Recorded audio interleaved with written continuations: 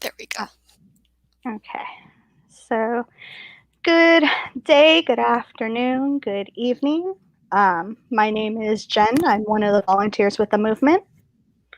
And with me is Carrie, another one of the volunteers. And tonight we are going to discuss our experiences with Sharp. Carrie was in the Navy and I was in the Army. We're doing this because of the recent investigations and reports that have just been released from Fort Hood. Yeah, I know I've had a lot of people, you know, drop in my inbox and ask questions or even just on things that I've posted about it. So I'm kind of glad to have the opportunity to do this. Um, Probably the favorite question that I hear is, well, why don't people report it sooner, especially with the news of the ruling on um, the statute of limitations? Yeah. Because if you're in the military for 10 years or 20 years or 30 years in some cases, you're still going to be running into those people, and that intimidation is still there. It's still a real thing. Or you're going to run into somebody who knows that person, a friend of a friend of a friend. And then it's a really vicious, ugly cycle. Yeah, absolutely. So there's a lot of hesitation, and just because of that alone, the intimidation tactics of, well, you said this about my friend, or, Mhm. that's always going to be a concern. And even when that's not the case, even as, civilians, there's a lot of data to back up the idea that, a lot of people don't come forward because of how society views sexual assault. So, So but I in, think it's amplified. Sorry, go ahead.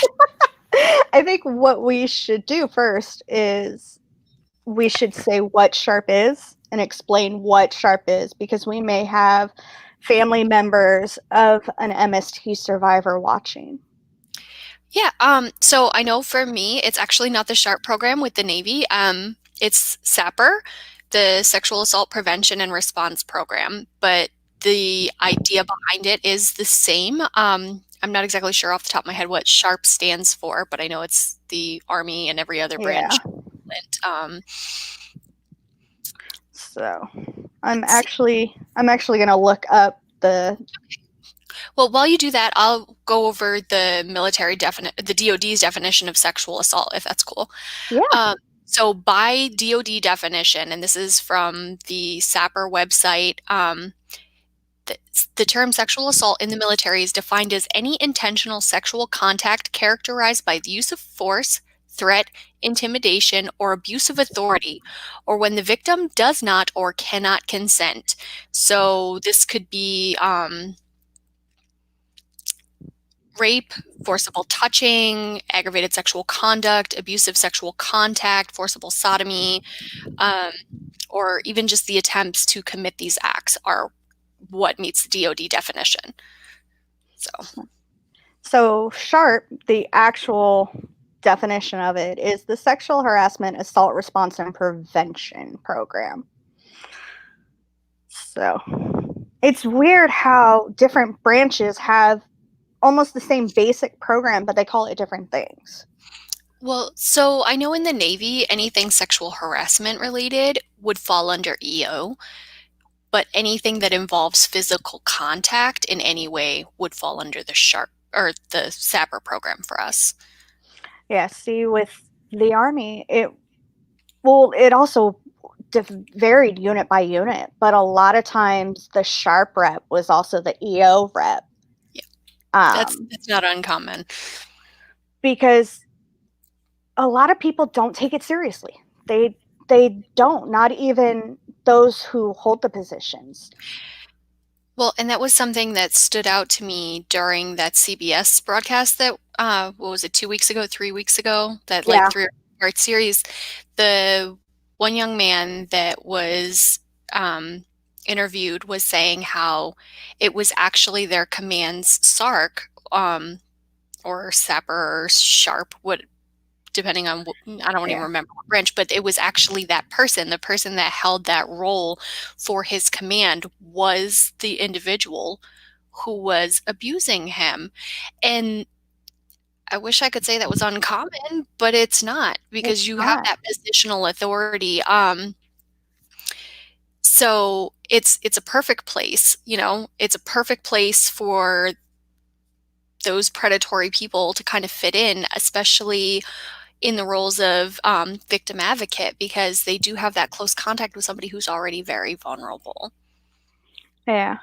And it's why when MSTM was lobbying to include Mira within the Vanessa Guillen Act, it was situations like that. So leaders can be held accountable. Yeah, Because when you get a survivor, because I don't like using the word victim personally. I don't either. So when you get a survivor who has been assaulted or who has been, sexually assaulted or harassed, and the person there to report to is the person who did it, then what Yeah, do they do? exactly. There's really like not a whole lot that can be done at that point. So, You know, there isn't. So most survivors decide not to report it.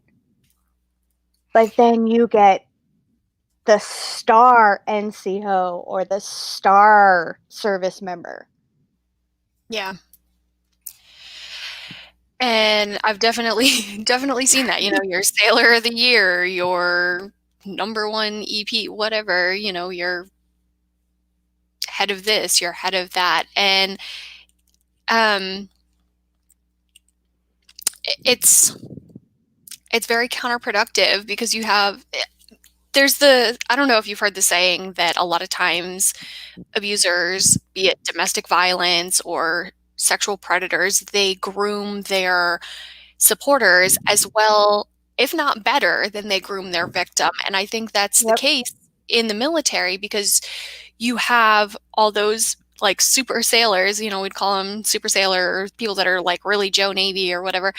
And they would be the ones that would have these accusations and everybody's like, no, no, no, he would Yep. never.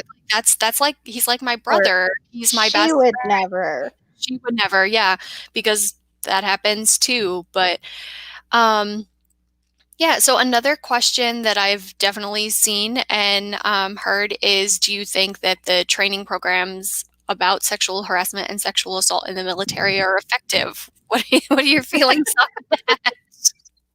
Um, no, absolutely not. I've been in sharp classes or EO classes even, and half are paying attention. The other half are sleeping. They're on their phone. They're jerking around with their battle buddy. And the ones that are joking around and laughing and playing are the worst offenders. Well, I've been in a few where it almost seemed like it was a training on how to get away with it. Um, like you'd have people asking questions of, well, I mean, if alcohol's involved, at what point is it considered too much? Things like that. Like just those Uh, questions that it's like, bro, are you here to like learn how to be a decent human being? Like, I don't feel like we should have to train people not to rape people, but it's like, where's that line? Like, how close can I get to it without getting in trouble? And that's something that I know I've seen multiple times that I just wanted to like, and I have seen a couple of SARCs like, no, no, no, no, no, we're not going to do that. But yeah,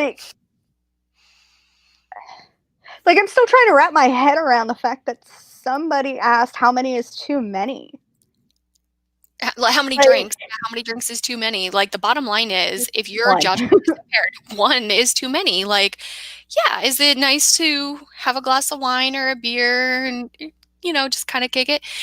Yeah, sure. But at the same time, you know, is that going to get in the way of things? And it shouldn't be a matter of, you know, well, is this going to come back to bite me? It's not about you. It's about both of you. Like there has to be consent. There has to be an understanding. And if there's not, that's where the problem is. Um, so do I think that people accidentally assault people? Maybe sometimes, but I don't think it's, I don't know, that's a weird, kind of a weird idea. But I think that sometimes people can cross lines because of how they're conditioned and how they're programmed. Um, you know, that office talk, I know you've probably heard it. I know I Mhm. have, oh, we went out and yada, yada, yada, and had this drinks Yeah. on the weekend and this and that. And then I did blah, blah, blah. And so it gets to be Oh, kind of, that's like, I don't mind. I am very sex positive and whatnot, but when you're telling your sexcapades or yeah, your weekend, and you have to introduce or even hint at there being no consent or anything, yeah, then that's where the line crosses. Because at that point, you're not sorry. You know, you're purposely taking advantage of somebody. yeah, But if you start telling a story and you'll be like, yeah, we both, had a bunch of drinks. And then the next day she, felt awkward and I felt awkward. And she said it was a mistake and I've done nothing but apologize. I'm going to feel a little bit of sympathy for you and I'm going to try to help you. But if you're telling me, oh, yeah, I went to the bar and she could barely hold her head up and I did this, I did that, or even the reverse, yeah, you come to me and you say, yeah, this guy, he was completely passed out on my bathroom floor, but he was erected, so I took advantage of it. yeah, I'm no, I'm like, I'm reporting you. I'm distancing myself away from you. I want nothing to do with you. And it's sad how much this happens, not yeah. only in the military, but in the civilian world. Yeah, and I know we've heard a lot of things like this regarding like college students and college campuses the last 5 years or so. But it's very prevalent and it's upsetting because I feel like this is one, like the Brock Turner case. Oh, You know, everybody that heard about that was like, how is that okay, man? Like that's really not okay. And the judge was like, oh, he's a nice kid. That misconception that this is somehow acceptable and that, well, I mean, he's a great swimmer or he's got a promising future, that somehow that negates it. Like every time you see an article in Navy Times, Army Times, whatever, excuse me, it's not X, Y, and Z happened. It's well decorated or, yes. like why are we They focusing on all the medals that they have or all their ribbons or all their awards and accomplishments or this or that? Like that is completely irrelevant to what they did. Completely irrelevant. It doesn't I negate it. And it just, uh, I want to say it was 2013 or somewhere around there. There was a highly decorated, and I use that term loosely because of what this guy has done. Um, he was found guilty of rape, and his commanding officer vacated that sentence and that conviction because he was a highly decorated pilot. I think I remember hearing about that one. And That was on the West Coast, I think. I don't know. I think so. Um, but that story is all too heard of within the military. It Um, is. And because it's those people, it makes their victims so much more hesitant to come forward. Mhm. They're told, who's going to believe you? Nobody's going to believe you over me. The fear of retaliation, it's so real. Um, and then there's this idea that, you're destroying his career and everything he wore. So you can't accuse him of that, or, he spent this many years. It doesn't matter. Like, if something wrong was done, it doesn't matter how many years they've served. Like, No, it doesn't. does Like, not matter.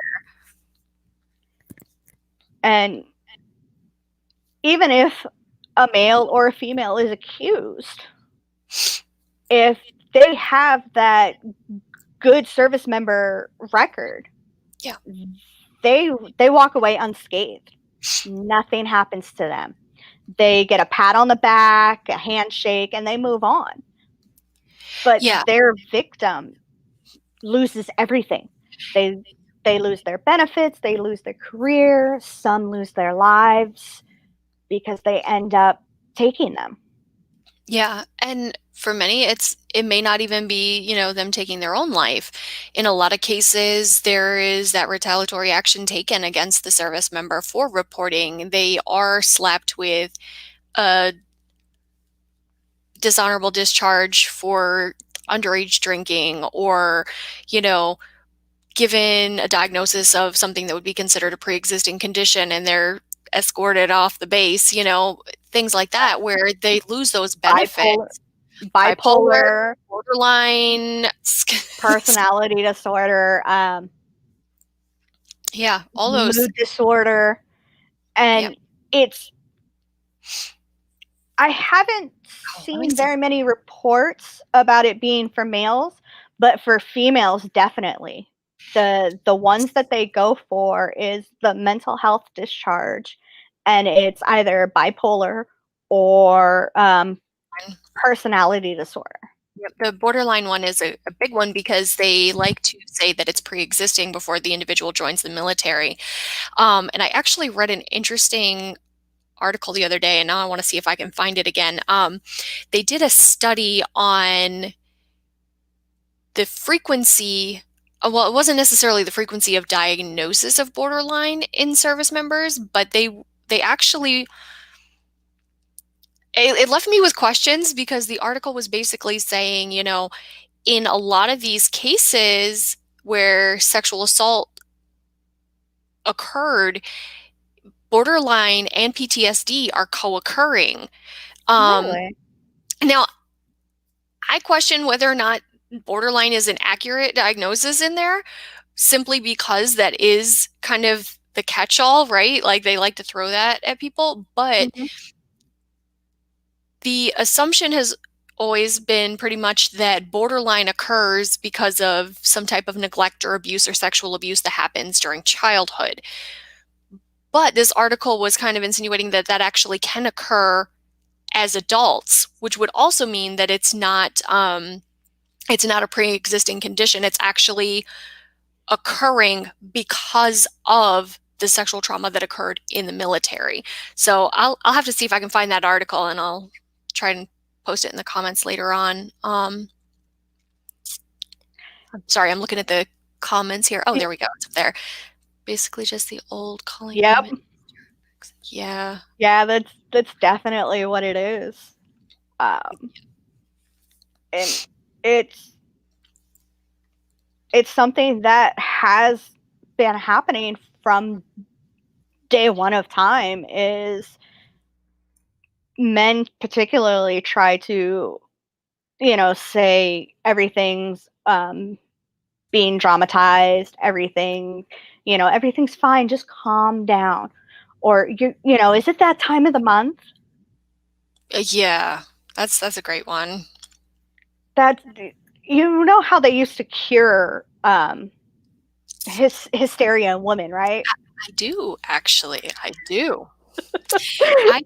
And do you know that random tidbit of knowledge here? Vibrators used to be sold on the shelf at Sears. For I those of did you listening who did not know, no, I The, did the not know. treatment for hysteria was orgasm. And so, because of that, sex toys were invented because doctors were spending so much time treating hysteria. So, And I little. actually I have very mixed feelings where part of me thinks it's really amusing. Another part of me is like that's getting into that abuse of power thing, right? Like, Yeah. but it is, really fascinating to look at and how that was kind of how that was handled. It was like, here, go take care of this, where it very quickly with like the I don't want to say is introduction the word I want here, like the introduction of porn, things like that.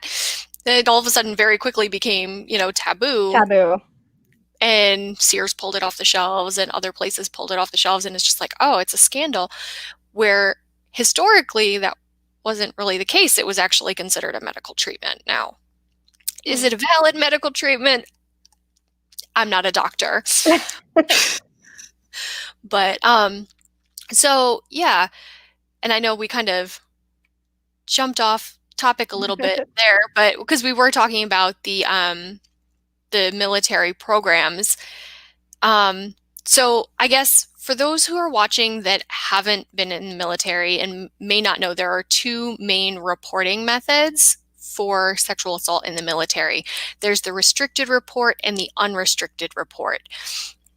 Um, with both reports, the individual has the ability to seek medical treatment, mental health care, things of that nature. But with an unrestricted report, they they can name the individual. Um, there will be an investigation. They now It's I pretty do much anybody and everybody finds so out. technically that's not supposed to be how it happens. It's not supposed to go outside of the official channels. Unfortunately, the rumor mill is a thing and it Yep. absolutely does get outside of Which those is, official channels, but I'm trying to remember specifically for those who have or for restricted reports. I know unrestricted reports, there is the option for an expedited transfer, but I can't remember off the top of my head if there is that with oh, here we go, restricted reporting. Um, yeah, I don't think with the restricted report, I don't think that the individual has the option to transfer simply because at that point, like their chain of command doesn't know. With the unrestricted report, excuse me, the chain of command knows, they're aware of what's going on, and they're supposed to, be supportive and helpful, but they're also not supposed to directly approach the person and be like, hey, so what's going on? It's yeah. not. Now, I know personally, I, in my experience, it was, yeah, no expedited transfer with restricted. Thank you. I didn't think so. In my case, it ended up being unrestricted, and I did accept an expedited transfer. It was a safety concern. Um, but at the same time, I felt very much like I was being ripped from what should have been my safe place, right?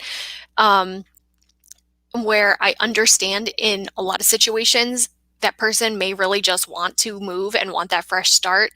There's also cases where the individual like feels like they're losing their safety net. They're losing what little sense of stability they have because they're going to have to go somewhere else and start over with people they don't know, or God forbid, start over with people that, know the person and are like, oh, hey, I know you. I know why you're That's here.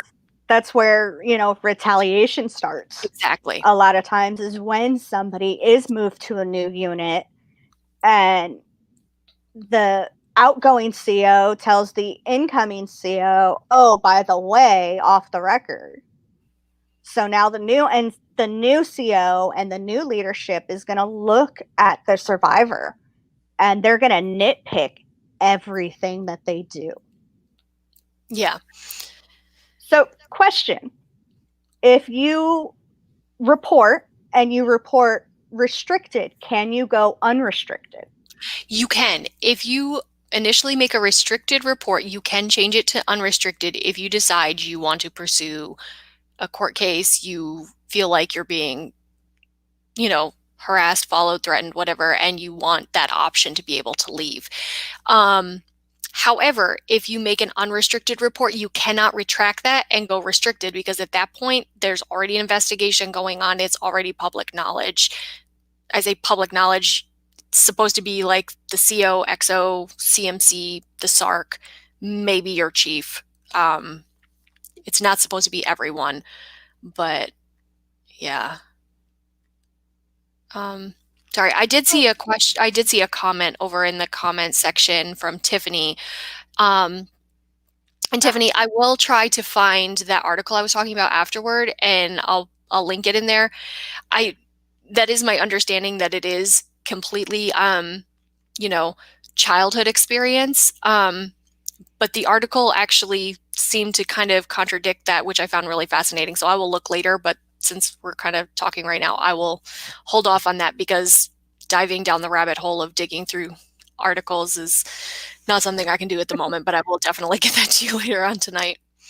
Yeah. So in your personal views, what do you think it helped you or it personally hurt you? Um, I have mixed feelings on that because I had a really, really supportive chain of command, which is pretty unusual. um, I say I had a phenomenal chain of command. And I know that them coming to me and being like, hey, we should probably look at getting you out of here was them looking out for me. But for me, it actually made the situation worse. I know that's not the case for everybody, Yeah.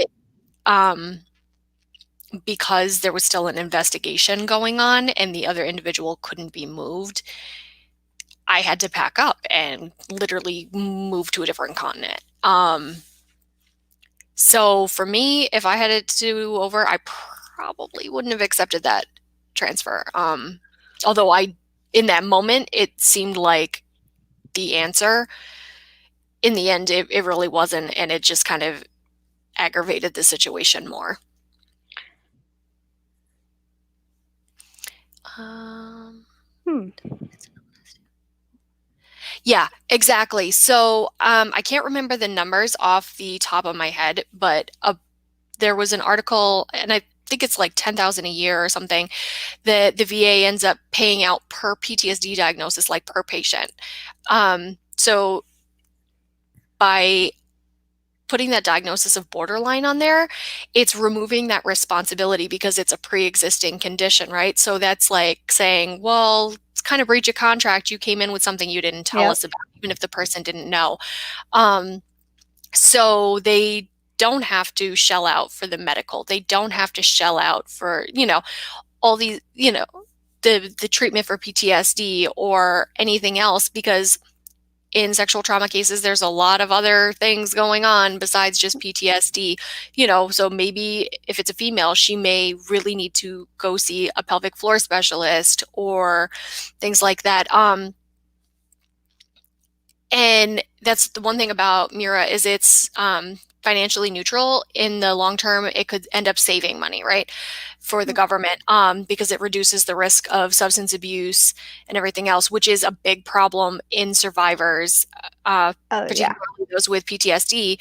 You know, substance abuse is an easy way to treat or self-medicate when you don't have that relationship with the counselor. You don't Yeah. have medication to help treat that anxiety or treat that depression. Turning to substances is super easy, which then by instead of just treating the PTSD, right, and treating the individual like they should be treated, in the long run, you're dealing with not just PTSD, but you're dealing with substance abuse, you're dealing with homelessness, you're dealing with all these other things. So they think they're saving money, but they're really not. And then they're Not getting all the bad press when people shoot themselves in the parking lot at the VA because they can't get an appointment. Um, so yeah, I definitely think that that is, um, yeah, You know, yeah, the other thing is when a survivor is, the survivor is still in, they've been moved, their investigation's going, they're going to therapy, giving them that diagnosis makes it easier to discharge them. Once they're discharged, they're out it's of the service, they're off the books, they're off the records. So the CO can move on and get promoted because they don't have it on their yep, OER or their NCOER or evaluations, however they call them in the various branches. yeah. So it's easier all around to give this discharge worthy diagnosis, get the person out, and whatever happens, happens. And in a lot of cases, because it's considered a pre-existing condition, it would be more of an administrative separation rather than, a medical separation or a medical retirement. So it would be like, oh, hey, here's your admin set package. You've got 15 days or 10 days, whatever. You can take TAP class on the back end. Good luck. Yep, Nice knowing you. just get it through as fast as possible, get them out, and you know, um, what is the popular saying? At that point, it's not my monkeys, not my circus. Yep, So exactly. There was another comment. So, okay, there's a question in here on, there we go. I actually do not know the answer to this one, but I will look into that one and I will get that in the comments later on tonight as well. How does the reparations part of the I Am Venezuelan Act 2020, does it cover pre-1986? I'm not sure, and I'm sorry I don't have an answer on that, but I will get one. Uh, but that is a very good question, and I certainly hope that it does. Um, yeah, if you can message the movement's Facebook page, we actually have one of the volunteers looking into it right now for you. oh, So perfect. Awesome. So yeah, we can hopefully get you an answer on that one tonight then. Yeah, no problem. So, okay, so you think it is covering back dates, but don't know what year. Yeah, I know that, kind of jumping back to the Supreme Court case, I was really excited to hear them come out and say, hey, there is no statute of limitations, because I yeah, know how devastating that was to so many people, when all those convictions were vacated last year. So that yeah, and it was, was so weird that they were only doing it for certain dates. I think it was like it was, yeah, the anything before 2006. 2006. Yeah. Like that was an odd thing to Well, do. I mean, there was some pretty shiny brass in that mix too. So, Yeah. it's not what you know, it's who you know. Um, So, do you think Sharp needs to be dismantled? I think there's a lot of well-meaning people, but I think those well-meaning people, particularly a lot of, like uh, the SARCs, I don't know what they're called for the Army, but for the Navy, the SARCs, so they're the Mhm. civilians that like run the programs for a specific base.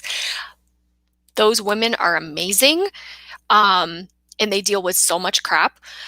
And um, but I think even if you were to talk to them, they would all say, dismantle the program, burn it down, start over, and don't let the military touch it.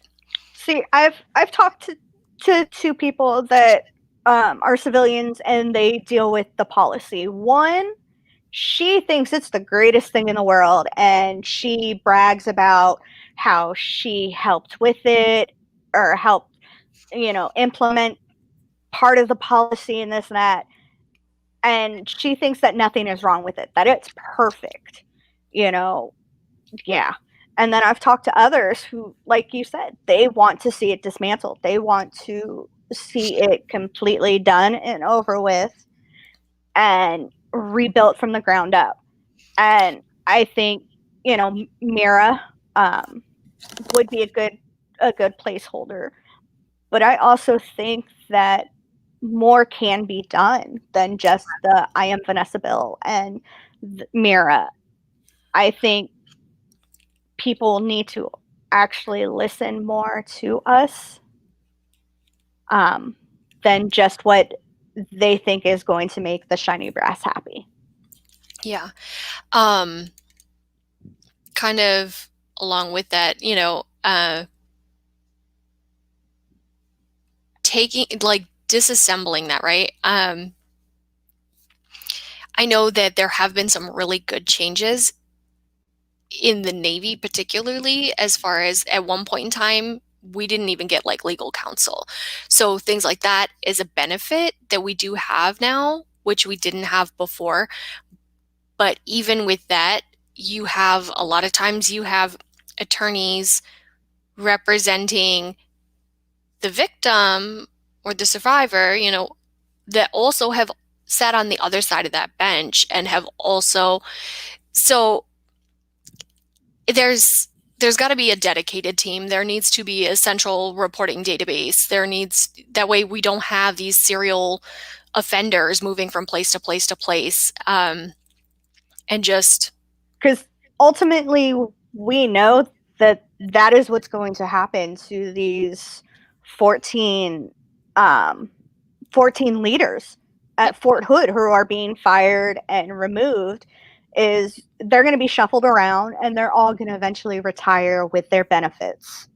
yeah, And with a regulatory authority like Mira, um, hopefully yeah, they do eventually start passing out bad conduct discharges to leaders who allow rape culture and things like this to fester within their unit.